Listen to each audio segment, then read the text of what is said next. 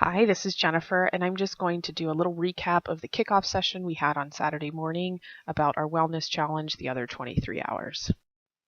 As we think about wellness or fitness, there's a lot of different things that go into that. Our sleep, our stress, the food that we put into our bodies, and then exercise. I really like this chart because it talks about the importance of those as they relate to your wellness and fitness, and then how complicated they are to implement. So just looking at sleep and stress, obviously the least complicated things to manage, but probably the most important. And whenever you look at exercise, which is what we do in the gym every day, really, really complicated, lots of different factors playing into that, but probably not as important as the sleep whenever we're talking about total health and wellness.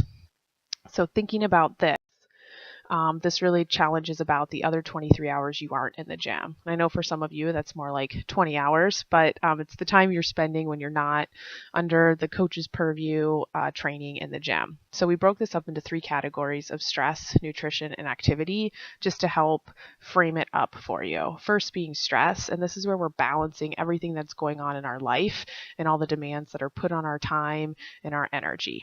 And what we're trying to do with the different weekly challenges is build habits to help with decision making, some positive thinking in there, and then even your recovery. Under nutrition, this is what to eat, when to eat, and how much to eat. And what we're looking for here is really building some basic habits to improve health and performance as it relates to the food we put into our bodies. Third is activity. So this is activity not just in the gym, but also activity outside the gym with your job and any other extracurricular play or recreational sports that you do as well. And really we want to build habits to show that activity should be a really positive part of your life. So taking a closer look at stress really comes from everywhere, and not all stress is bad. So here in the gym, we purposely put you under stress so that we can create adaptation, and that adaptation is you gaining strength or work capacity, and really those performance type goals. And it's good because that adaptation happens after the stress is gone. But really, if we have too much stress, that's where things get a little dicey, where we don't see that adaptation. You're not getting the gains that you want in the gym, and really we have a breakdown. And there's a little hormone called cortisol, and it does some bad things to us, including like chronic inflammation. It can cause autoimmune and just really interrupt that cycle of adaptation. So that's why we want to make sure we're managing stress. And the thing you want to think about with stress is everybody has a limit, and everyone's limit is different with the amount of stress that they can manage in one day. And if you think about it like a finite resource, you want to make decisions to trade off the different stressors in your life that are within that limit. Because once you go outside that limit, that's where the bad things happen. So we're going to set up some different challenges so you're aware of the stress in your life, and then you can make good choices and trade-offs with that. Next up is nutrition, and nutrition is probably really complicated and very personal for a lot of people. We know this. The prescription, as given to us by CrossFit, sounds really simple, which is eat meat and vegetables, nuts and seeds, some fruit, little starch, and no sugar. Keep intake levels that will support exercise but not body fat. What this means is really protein and veggies at every meal, staying away from those processed foods, eating when you're full and stopping, or eating when you're hungry and stopping when you're not hungry. So sounds really, really simple, but we know that it's much more complicated. And that's because food plays a really important part in our lives culturally, socially, it even has religious aspects. So with that in mind, we know that changes here are hard to make. And we really want to start with small, sustainable changes that you can keep as new habits for the rest of your life. This isn't about changing you from eating 3 pizzas a day to eating a very strict, measured, zoned paleo diet. It's about maybe we just need to eat 1 less pizza a day. One thing to keep in mind whenever we talk about nutrition, because it is a huge source of frustration and mystery for people, is that setbacks and resets are normal, and to be okay with that. And also to understand that food is not there to judge you, and you shouldn't judge food. There is no such thing as good or bad food, and you aren't a good or bad person because of the food you choose to eat. So that's just one thing to keep in mind as we set up these different nutrition challenges each week for you. Next is activity, and there's really three parts to the activity. This is activity at work, where if you have like a physical labor job, like how much physical work are you doing just to get paid and put food on the table. Also, if you have a sitting job where you're behind a desk, maybe doing computer programming or in a classroom environment every day, how does that impact what your goals are in the gym? Also, just walking and standing and how much of that you have to do every day outside of the gym has an impact. Whenever we think about play is the activities we do for fun, usually like sport or even individual things like skiing or golfing. And then there's also training. Training is really where we're in the gym and it has a specific desired purpose or adaptation we're seeking. And what we're trying to do with activity is seeing how all three of these interplay and find that balance that again aligns with your goals. And that activity should really be a positive part of your life. So with that being said, here are the weekly progressive challenges that we've set up. And by saying that they're progressive means that in week 1, you'll do that challenge and try to build that habit over the week. And then in week 2, you'll try to sustain the habit from week 1, and we're just adding a new habit for week 2. So with stress, the very first thing we want you to do is set a goal for the challenge. What are you trying to achieve? And we'll talk a little bit more detail about that. Week 2 under stress is tracking your sleep, and you can do this using some sort of app or a Fitbit, sleep tracker, sleep monitor, or you can just simply write down when you go to bed, when you fall asleep, and what time you're waking up. Week 3, we want you to take 3 grams of fish oil per day. We really like fish oil as a supplement because it helps with inflammation and improve recovery. Just lots of really positive benefits with that. Week 4, practice and record positive self-coaching, and we want you to record this in your workout log. So what are you saying to yourself during workouts and during training sessions in order to develop the practice and habit of talking positively to yourself? Week 5, doing 45 minutes of intensive stretching on a rest day. And this could be yoga. We're going to try to do a stretching workout that week to help you achieve this goal. And then finally, the last week is really reviewing your progress towards that goal and seeing what actions you would have to adjust or even setting a new goal. Under nutrition, the first thing we want you to do is keep a food log. And this is really to know where you are today in terms of your eating. Week 2, we're drinking 64 ounces of water per day. Week 3, we want you to prepare 18 meals at home. This is assuming that there's 21 meals in the week, 7 days, 3 meals a day. So just 18 of those we want you to cook at home. Week 4, eat a lean protein and veggies at every meal, really to help build that habit, making sure you're getting enough protein and then eating really good vegetables that have lots of nutrition that your body needs. Week 5 is eating 1 gram of protein per kilogram of lean body mass per day. Don't worry about the math on that. Whenever we get to week 5, we'll help you determine what that looks like.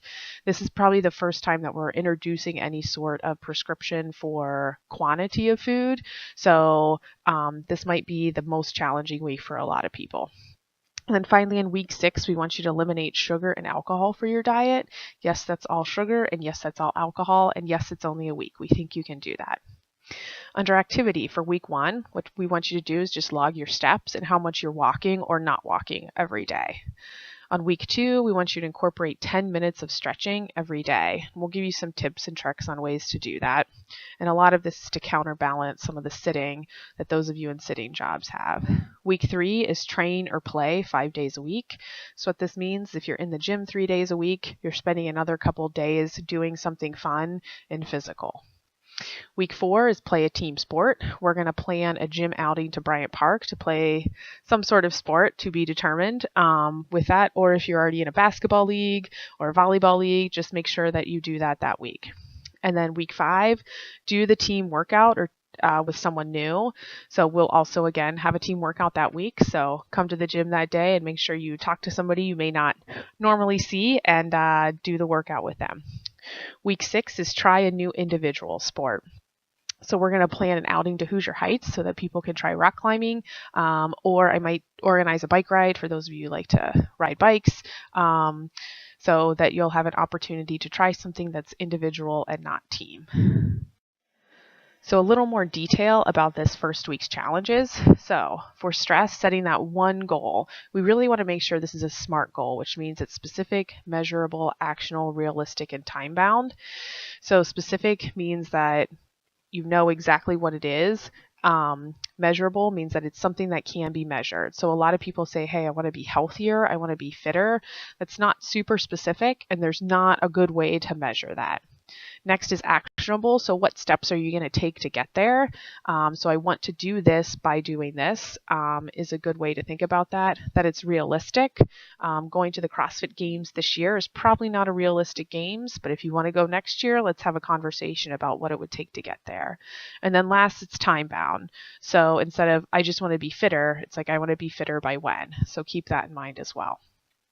Under nutrition, keep a food log. So this is writing down everything you eat, when you eat it, and kind of how you're feeling before and after you eat it as well.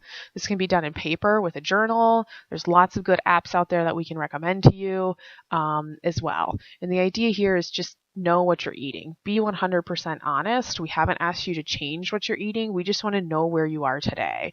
Big reason behind this is so that you can gain some awareness about what foods make you feel good and make you feel bad, how eating can make you feel good and make you feel bad. And then we can also then prescribe some changes that can have the most impact for you. So just be 100% honest. Like we said, we're not here to judge you, and you shouldn't judge yourself or your food choices that you're making. Last activity, just log your steps. How much are you walking every day? There's a couple different ways you can do this. You can do it through an app. You can do it through Fitbit. If you have one of those, there's pedometers out there. If you want to, you can literally just count your steps out loud. So different options with that as well. So that's what your week 1 challenges are. So some administrative stuff, because we know we always get questions on this. Every week starts on a Sunday, which means it'll be tomorrow since I'm posting this on Saturday, and will end on Saturday. So weeks run Sunday through Saturday. Just to reiterate, on week 2, you should sustain that habit you created in week 1, like logging your food, and we're just adding a new habit in week 2, which is drinking more water, if I'm thinking about the nutrition ones. Join our Facebook group. That's where things are going to be posted, which is called the Other 23 by SBA. I'll try to get people approved as quickly as possible in there. This is the short video, and then every week we'll post some details about each week's challenges, and we'll try to get those up by Saturday morning so that if you need to do anything special, you'll be ready whenever Sunday comes. Score yourself each day. We're going to put some score sheets up there. They're already up on the Facebook group so that you can pull those sheets down and just give yourself, it's an easy check, no check for days that you achieve the goal or don't achieve the goal that's set forth by the challenge. Also, there's some space in there where you can write down kind of how you're feeling or maybe why you didn't do it, what was going through your mind, or what sort of challenges you encountered. Next, find an accountability partner. This challenge will be a lot more fun and a lot more rewarding if you have somebody who you can call up and say, hey, what are you doing about this? How are you feeling about that? Or I found this to be really hard. That can be like really good for you. The reason we want you to keep score sheets and do really well with this is we're going to collect those at the end, and there will be a prize. What that prize is to be determined, but there will be a prize. Last but certainly not least, if you want more, we can help you. Like we can provide you professional accountability, more detailed guidance if that's what you think you're ready for, but two rules. Number 1, you just have to get through week 1 first. We want to know where you are with your eating, where you are with your base activity level, which is your walking, and then also what are your goals. And then just be aware there will be a cost associated with this.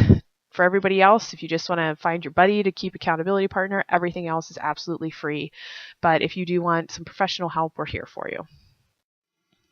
One final thought, especially as you set your goals and you embark on this 6-week journey, just realize like success is not linear. A lot of people think that you start at point A and you move through point to point B, and if you don't get there, then you aren't successful. Kind of the arrow on the left.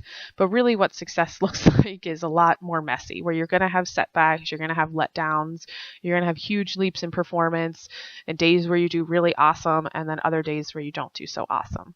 So just keep that in mind and be kind to yourself, and then every day is a new day, and just approach it as if it was a new day. Don't try to make up for the day that you had before that wasn't very good, where you didn't maybe make the best choices, but just keep always moving forward. So that wraps up the kickoff. I tried to keep that pretty short for you. And as always, you can post questions to the Facebook group or ask us while we're in the gym. I hope you really enjoy the next 6 weeks. Bye.